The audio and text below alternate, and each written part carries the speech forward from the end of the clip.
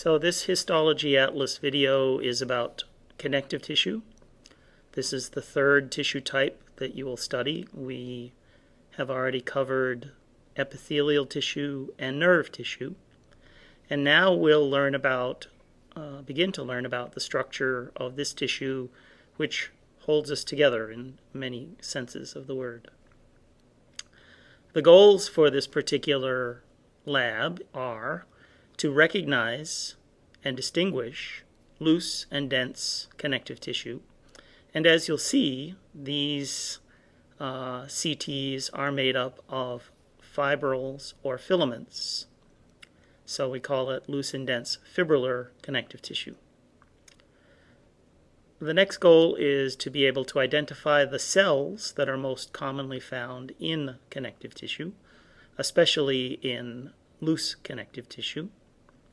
And finally, you'll need to be able to identify and recognize specialized connective tissues, and these include fat or adipose connective tissue and cartilage. And each of these has a few different types.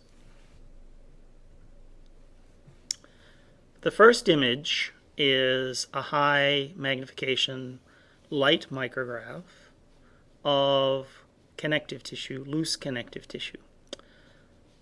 What I would like you to see here are a number of things. Let's first focus on what we call the fibrillar connective tissue. So the arrow is pointing to a bundle of collagen fibers.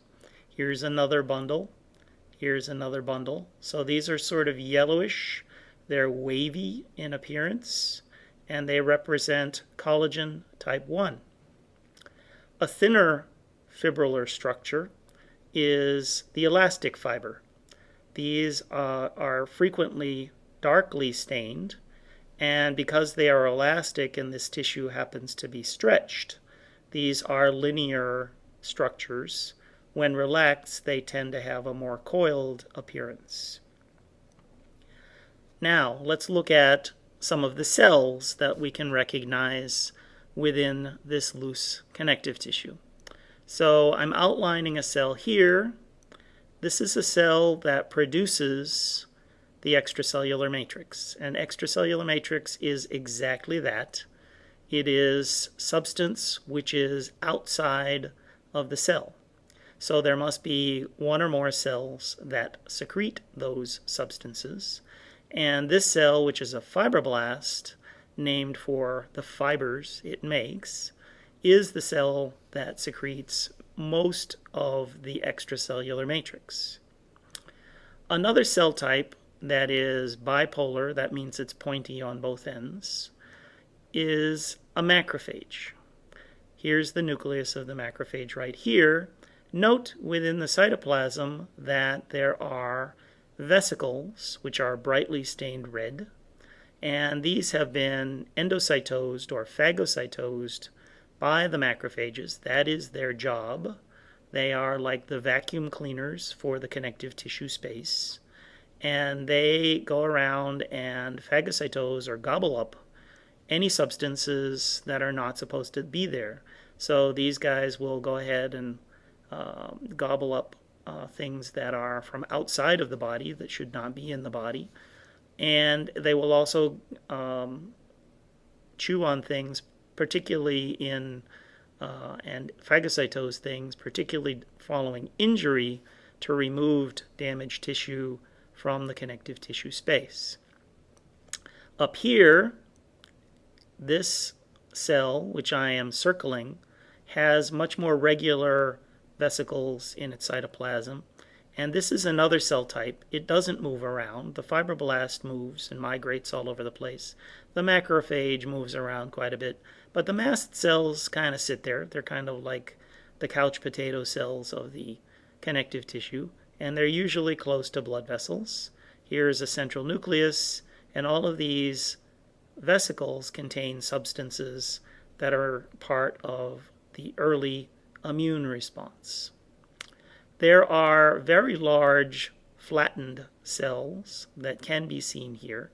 These are epithelial cells, actually. They're called mesothelial cells, and they cover the contents of the abdomen and the thorax, and these cells are protective in nature of the underlying connective tissue. And they are also allow, for example, they aid in the movement of the small intestines to sort of slide across each other to a great extent. So what we've seen here to review are the collagen type 1 fibers and bundles in the connective tissue, elastin fibers that you have learned about in the connective tissue lecture, and then the cell types, which are the fibroblast, which makes most of the extracellular matrix, the macrophage, which is wandering through the connective tissue space, the mast cell, and in this case, because it is part of the mesentery, we also have mesothelial cells. The next slide is also a high magnification light micrograph, and this shows you a little bit better examples of mast cells. Here you have a nucleus, and here you have nice uniform vesicles within the cytoplasm, and these cells, even though you cannot see the plane of section, are sitting close to blood vessels. You can see that here. Here's a mast cell sitting next to a blood vessel in cross-section. These cells function in, for example, making the blood vessels permeable in an immediate early immune response. So that's why they are positioned, and they are positioned in between thick bundles of collagen type 1. The next slide is to illustrate the difference between loose connective tissue and dense connective tissue. I'm sure you recognize right away this epithelium, which is the skin, stratified squamous keratinizing epithelium. And underneath the skin, as is true for all epithelia, there is a loose connective tissue. And now, what do we mean by loose connective tissue? So loose connective tissue has thin strands or fibers and tends to be quite a bit more cellular and has a loose appearance. It has lots of spaces in between the fibers. And the loose connective tissue sits atop a layer of dense connective tissue. And this dense connective tissue is defined by having thicker fibers, particularly the collagen fibers and even the elastin fibers. Notice how much thicker they are in the dense connective tissue as opposed to the loose connective tissue. Another feature of the dense connective tissue, which is not so easily distinguished in this low light micrograph, because we can't really make out nuclei very well, is that this is much less cellular than the loose connective tissue. The cell types that you find in the dense connective tissue most frequently are fibroblasts that are synthesizing and maintaining the extracellular matrix, whereas in the loose connective tissue you find all of the cell types that you normally find in connective tissue, fibroblasts, macrophages, mast cells, etc., as well as other cell types such as lymphocytes, which are transient, which are wandering through looking for substances called antigens that they need to respond to. Here is an example of dense regular connective tissue. So if we go back to the previous slide, notice that the arrangement of the dense connective tissue is kind of all over the place. There's no regular structure to the fibers in the dense connective tissue or in the loose connective tissue. So loose connective tissue is always irregular in its arrangement. Dense connective tissue, on the other hand, can be irregular, as it appears here, Or, as it in the tendon, which is in the next slide, it is regular in appearance. So all connective tissue deals with stress in terms of mechanical stresses. It also deals with providing nutrients to many different cell types, especially epithelium, which is avascular.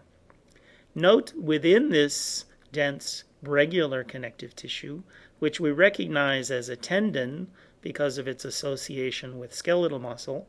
Here's a portion of a skeletal muscle cell with its very characteristic light and dark bands called striations. The dark bands are called A bands and the light bands are called I bands, but don't worry about that for those details at this point. But we can identify the type of connective tissue often by the tissue with which it is associated. Within the dense regular connective tissue are fibroblasts. They're kind of squashed in between the very dense collagen type 1 bundles.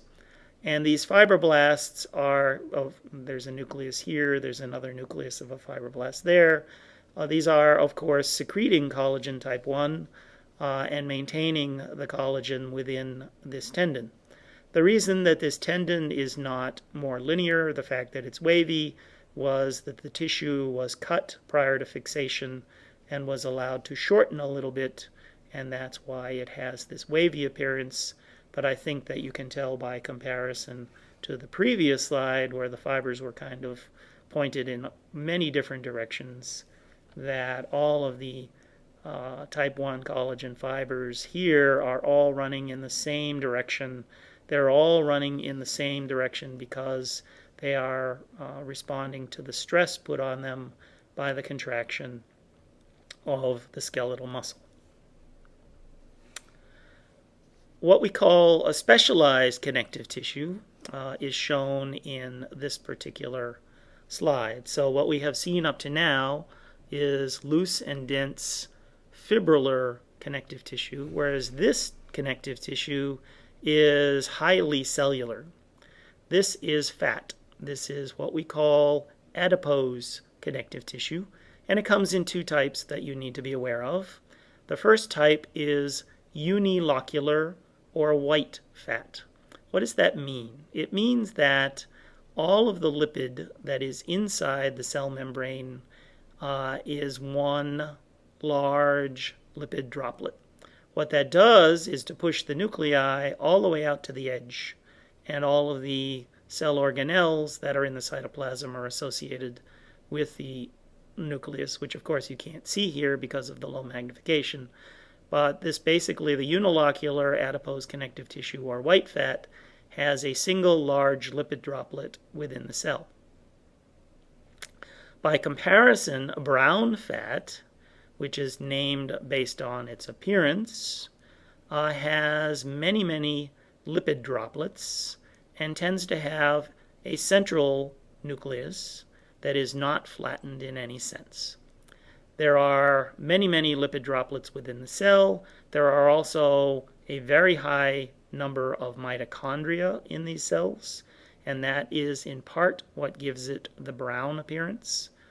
And the brown adipose tissue has a much more limited location within the body, as you have learned about in lecture. A second type of specialized connective tissue is cartilage. This image shows in this thickness what we call hyaline cartilage. It has chondrocytes, one of which I'm circling. Here's another chondrocyte. Here's yet another chondrocyte. And you notice that they are embedded in an extracellular matrix, which they make. This cell, instead of making collagen type 1, is making collagen type 2, which is distinctive for hyaline cartilage. Now, the way that this cell forms is that it starts as a fibroblast or a perichondrial cell, which is a progenitor cell, and what happens is that this cell switches from making collagen type 1, which it's doing here in this dense connective tissue called the perichondrium, or outside the cartilage. And as it approaches the cartilage, it switches from its type 1 collagen synthesis to type 2 collagen synthesis. And on the outside, it maintains this flattened appearance. But as the cartilage grows from inside out, or by the addition of layers of chondroblasts, these chondroblasts gradually change their morphology or shape to become these chondrocytes. This is an avascular tissue, and within the cytoplasm you'll note lipid droplets. And basically, cartilage is an avascular tissue, so it carries a lot of its nutrients with it. And the implications of the avascularity for healing is something that you'll be talking about in lecture. When the cells come down and become chondrocytes, they continue to divide. So you can see what here is called an isogenous group. Here is another isogenous group.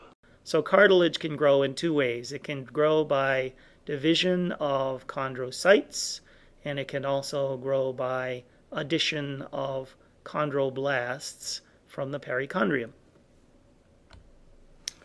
Another type of cartilage is called fibrocartilage, and this is distinct because these cells continue to make collagen type 1 in addition to collagen type 2.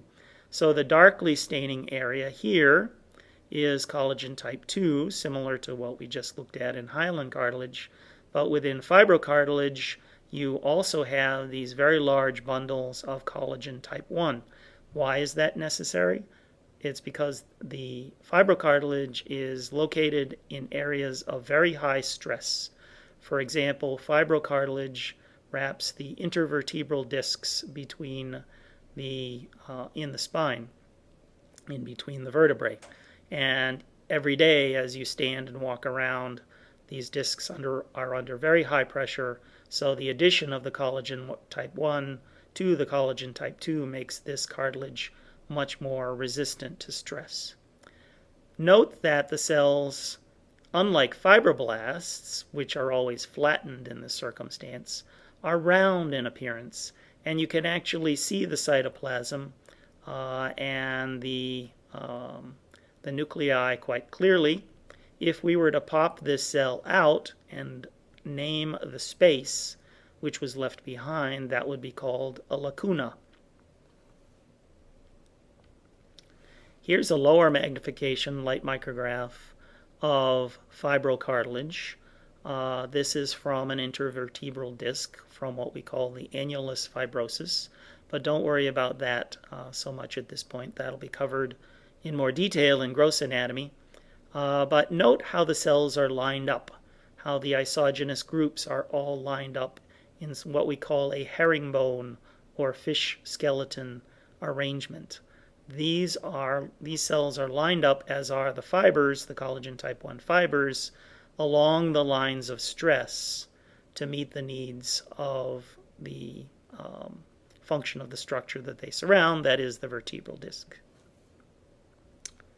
One thing we will not cover in this lab is bone. Bone has its own lab and lectures in the third block. That's because that is the best point for integration, as biochemistry is talking about hormones and its effect on bone. We'll be presenting the bone lecture and bone lab. But please understand that it is a connective tissue. It is a specialized connective tissue. We simply won't talk about it in detail here. So what I'd like you to do now, as you have done for previous labs, is to finish looking at all of the images that are part of the lab.